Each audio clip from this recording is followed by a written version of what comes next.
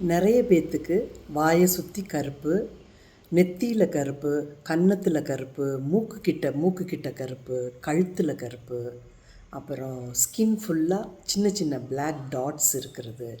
இது எல்லாத்துக்குமே அது எதனால் நமக்கு ஏற்பட்டுதுன்ட்டு தெரிஞ்சிருக்குமா என்னன்னு தெரில. இந்த மாதிரி வந்தால் உடனே நம்ம என்ன பண்ணிடுறோம், ஸ்கின் டாக்டர்கிட்ட போய் பார்க்க ஆரம்பிச்சிடுறோம்.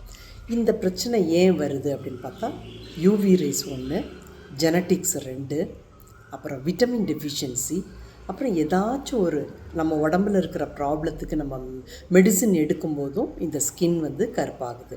இதை தவிர சின்ன பிள்ளைங்களுக்கு கூட ஏற்படுது. 15-16 வயசுக்கு கூட அந்த கழுத்தில் கருப்பு ஏற்படுது. என்னென்னா ஹார்மோனல் இம்பேலன்ஸ், அதுவும் அவங்களுக்கு ஒரு பெரிய பிரச்சனையாகுது.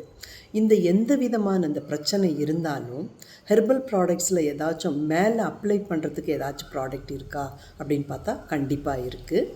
அந்த ப்ராடக்ட் நம்ம அப்ளை பண்ணி குறைஞ்சது ஒரு 1 இயர் வெயிட் பண்ணுற மாதிரி இருக்கும்.